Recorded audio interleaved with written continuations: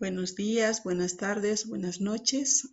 Es un gusto poder compartir con ustedes este día algunas palabras en torno a este tiempo que nos acompaña. En el cristianismo es el tiempo de la espera, de abrir caminos, de abrir senderos, ¿no? La invitación del Adviento, ¿no? Que nos invita a poder es, entrar en el camino, ¿no? de los encuentros, ¿no? De los encuentros con la vida plena.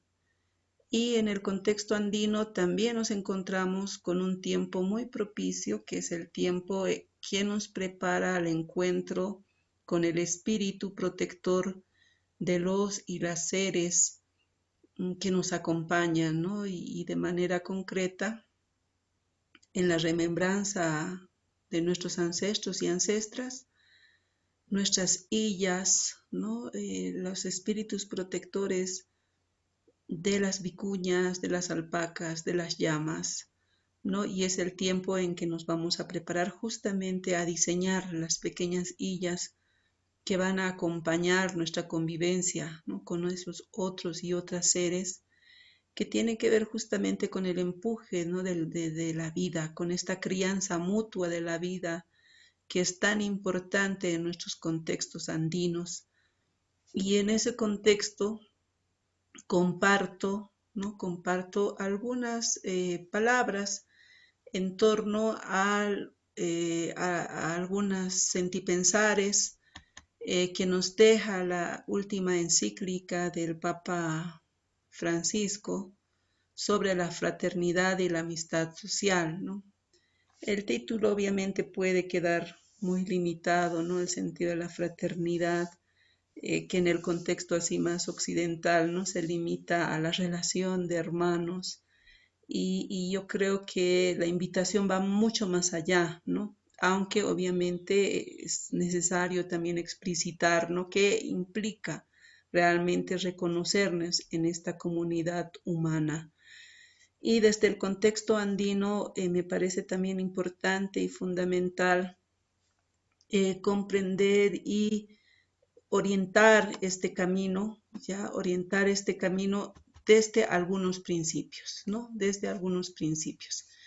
Y un primer principio que quiero rescatar es que todo tiene su tiempo y todo tiene su lugar. Este es un principio muy importante para el contexto andino porque ahí nos ubicamos, ¿no? En el sentido de la correspondencia. Ya todo tiene su tiempo y todo tiene su lugar.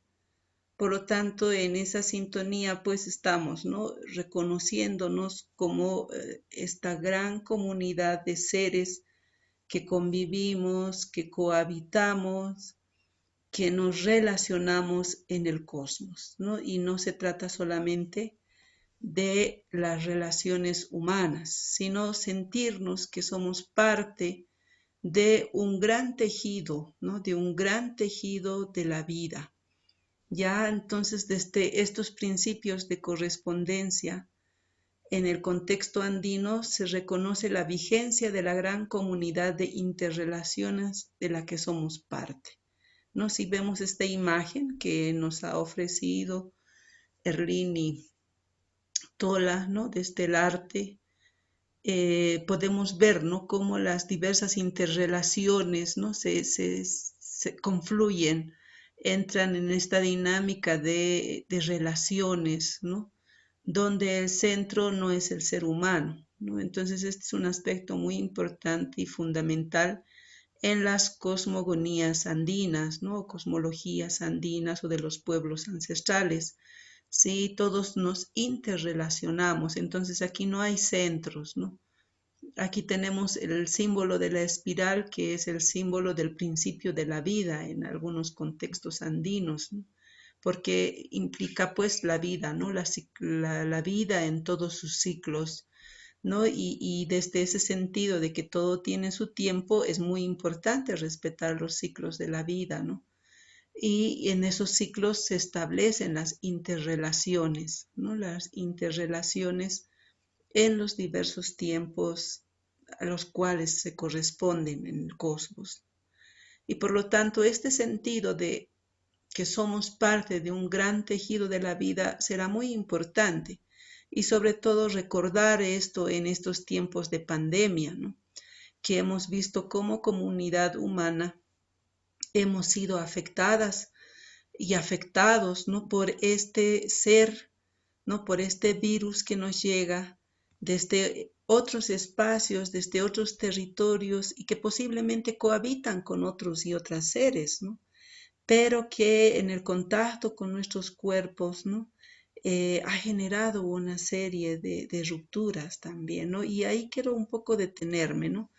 En el sentido de las rupturas que estamos viviendo en este tiempo y en estas rupturas no solamente en la comunidad humana, ¿no? A como hace referencia el documento que nos ofrece, ¿no? El Papa Francisco como líder de la Iglesia cristiana católica, ¿no? Que tiene que ver justamente con esto, ¿no? Con las grandes rupturas que estamos viviendo como comunidad, pero también es importante reconocer que vivimos unas rupturas muy fuertes, ya rupturas sumamente fuertes con las otras comunidades de vida.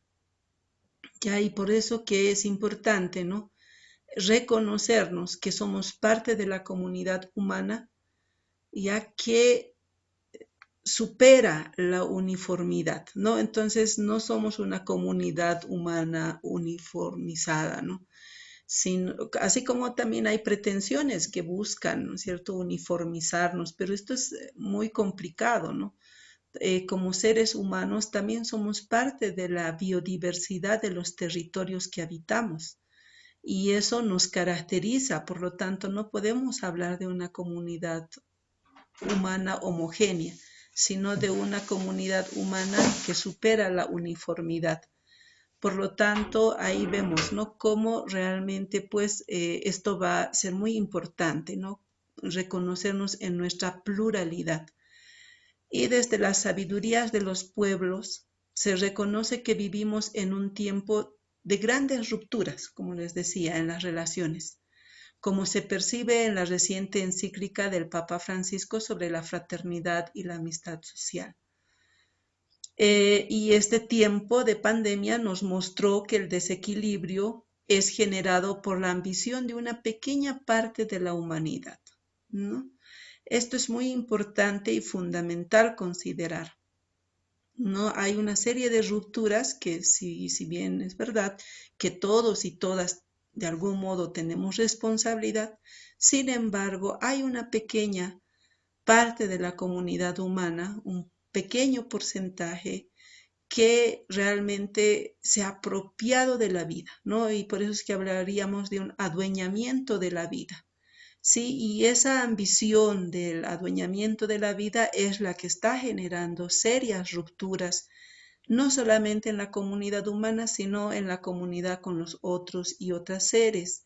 Y esto tiene consecuencias funestas en las diversas poblaciones, ya, sobre todo en las más empobrecidas, que no solo viven la exclusión, sino también el desarraigo de sus comunidades, ¿no? Como será el caso de las comunidades andinas migrantes, ¿no? Entonces esto va a ser muy importante, ¿no? Considerar esto porque cada vez nuestros pueblos, las comunidades andinas en los territorios altos o bajos o del centro, ¿no? Por ejemplo, de Perú o las regiones, ¿no?, andinas o las regiones collas de Argentina, del noroeste de Argentina o de Chile, ¿no? Estamos viendo, ¿no?, cómo cada vez las comunidades andinas se van vaciando, ¿no?, para engrosar ya la gran cifra de empobrecidos en las ciudades.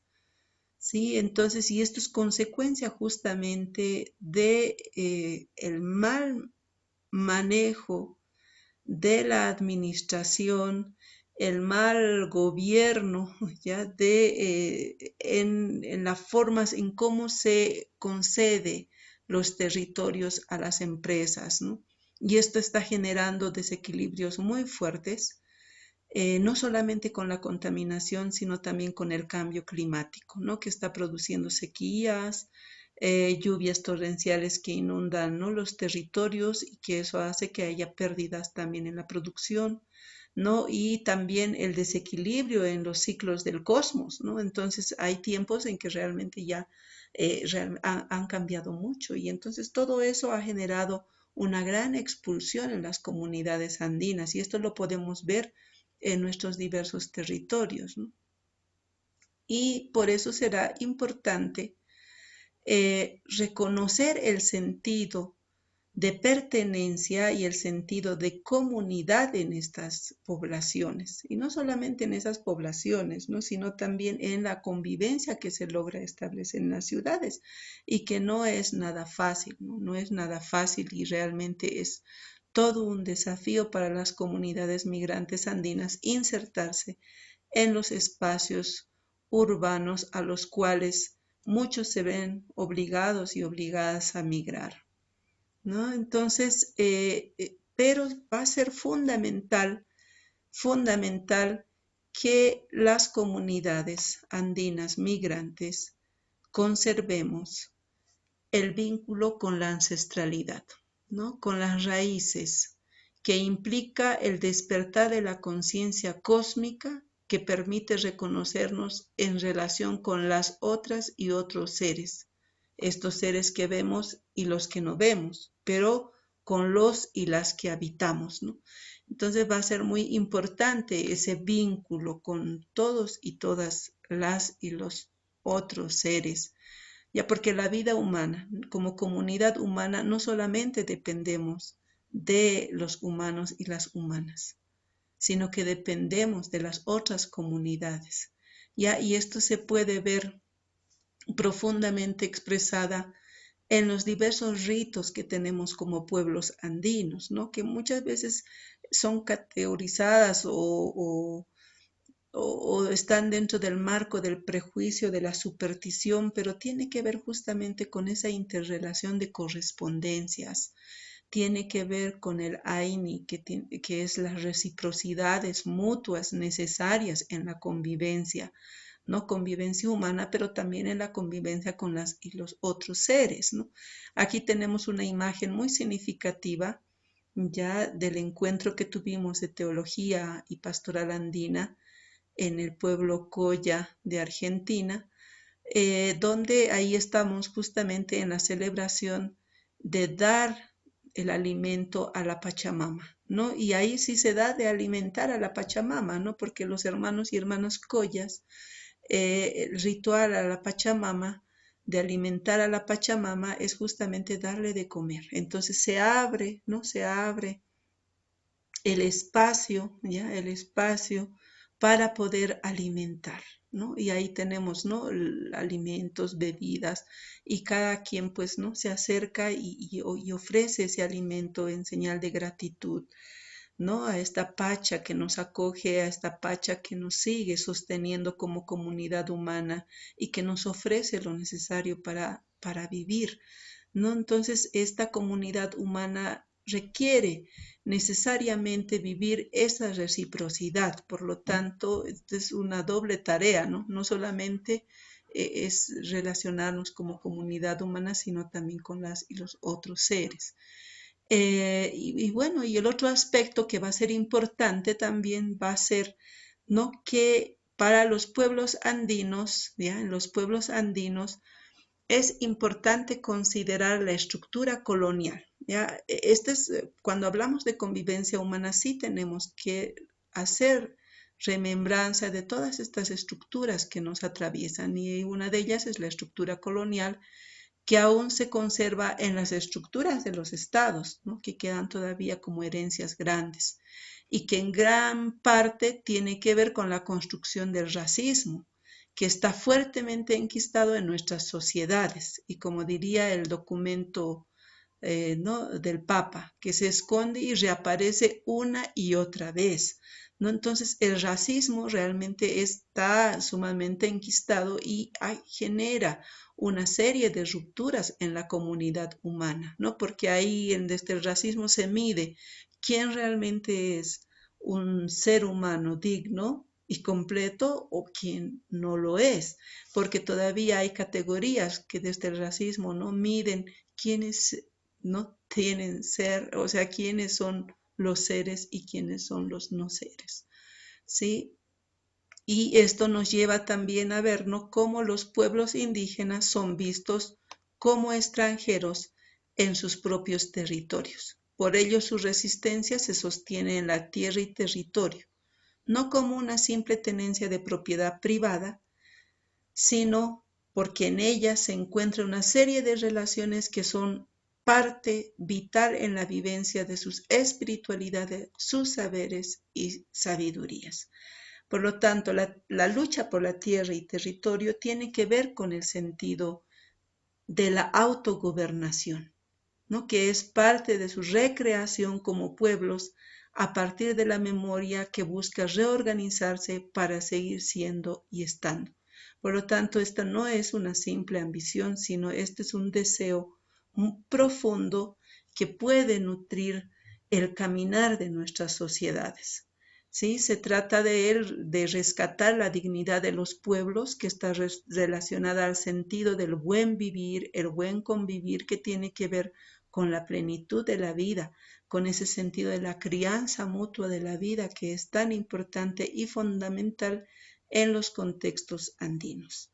¿Sí? Y por otra parte rescatamos pues ese sentido de vivir el tiempo de los encuentros, ¿no?, que este es el otro aspecto que también se hace mención en el documento, ¿no?, que implica el reconocimiento también de las estructuras genocidas que enajenaron a los pueblos andinos, ¿no? Entonces, en estos trayectos de encuentros es bueno evidenciar, no más que bueno, es necesario evidenciar, ¿no?, cómo todavía estas estructuras genocidas enajenaron a los pueblos, ¿no?, y vaciaron hasta cierto punto de sus espiritualidades, de sus saberes, de sus sabidurías, no dejándolas así como minimizadas, ¿no?, minimizadas y en esa categoría de no seres.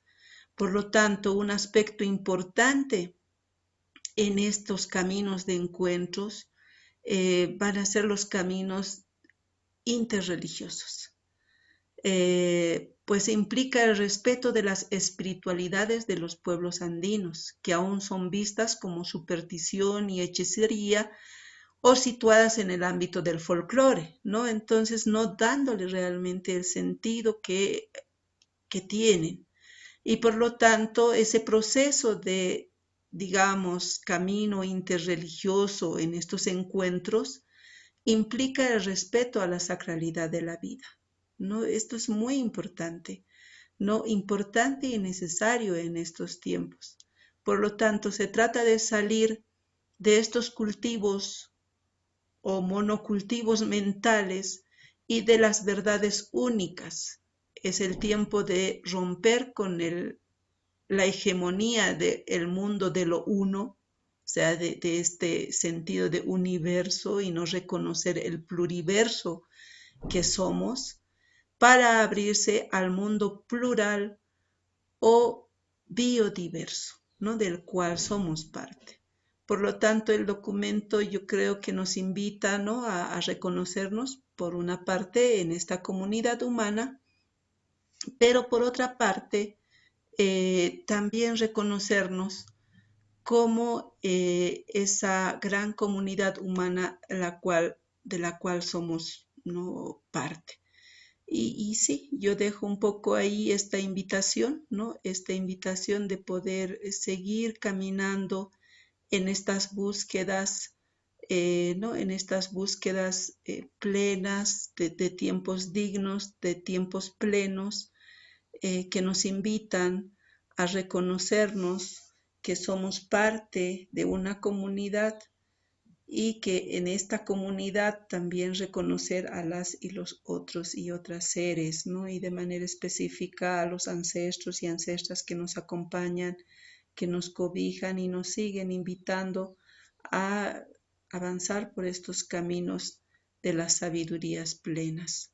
Muchas gracias y dejo la palabra para que posteriormente podamos seguir dialogando, ¿no?, en estos encuentros o en estos tiempos de tincus profundos. Gracias y que sea un buen tiempo.